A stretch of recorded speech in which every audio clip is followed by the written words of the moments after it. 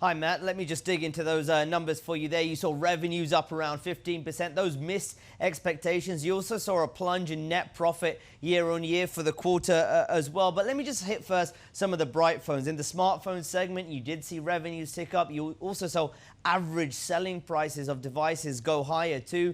Xiaomi's talked a lot about the diversification strategy away from smartphones, and that seems to be taking a little bit of hold. Smartphones as a total percentage of revenue actually fell slightly. Internet of Things and smart home devices took up more of those revenues as well. And you saw an increase in their so-called internet services division, which includes advertising, music streaming, and other services as well. Well, those were the good bits. Let me jump into some of the black clouds that are hanging over this company. The smartphone market's very tough domestically. It's declining. You've got Huawei taking more share as well, and globally it's very slow, and that seemed to have a little bit of a weighing effect on Xiaomi's overall performance when it came to smartphones as well. But look, the ultimate problem with Xiaomi is that this is a hardware company. The majority of its revenue still come from hardware products, smartphones, and its Internet of Things devices. Now, they've talked a lot about services, sort of like Apple has with Apple Music and payments and the rest, but that hasn't quite taken a hold of yet. And so when you're a hardware company, you're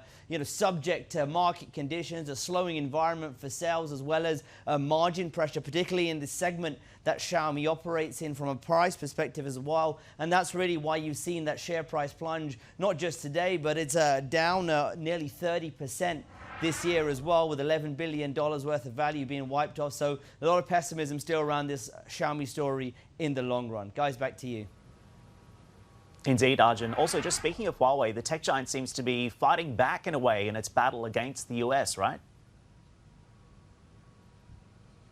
That's right, Dan. Well, Arjun, the CEO and founder, actually released a memo to employees of the company's networking business in which he talked about the battle that Huawei is now facing as it continues to feel pressure from the US. A lot of military imagery in that, as he's very well known for. And he laid out the steps Huawei is going to take amid this pressure from the US. Of course, Huawei on this entity list, which restricts some US companies from doing business with Huawei. He talked about increasing spend on some production equipment in order to make sure that products make it out to market and they can satisfy customer demands. He also talked about getting rid of redundant roles and repetitive roles at the company as well, and also talked about cutting away inefficiencies like too many managers and perhaps moving them to other areas of the business that they might be required in. Now, we've already seen a number of steps taken by Huawei to mitigate the impact of the US-China trade war, namely looking more at its own component business like chips and also its new operating system.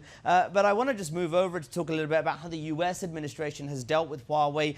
There's some mixed messages. Trump earlier this year talking about Huawei being part of a broader trade deal, then saying he doesn't want to do any business with Huawei, now offering the 90-day reprieve on this entity list as well. Now, Mike Pompeo, the US Secretary of State, actually doesn't think the administration has let out mixed messages and thinks the message is very clear. Let's listen in to what he had to say. President Trump's been unambiguous. I don't think there's a mixed message at all. The threat of having Chinese telecom systems inside of American networks or inside of networks around the world presents an enormous risk, a national security risk. Our mission set is to find a way to reduce that risk, to take that risk down as much as we possibly can. Now, Arjun talked about this as a live or die crisis, and it certainly is, as Huawei weighs up what to do next amid the growing pressure from this US-China trade war. Matt, back to you. Hey everybody, it's Hadley Gamble from our new CNBC Middle East Bureau in Abu Dhabi. Thanks for stopping by. Now, to watch more, you can try one of the videos that just popped up on your screen. And don't forget to subscribe.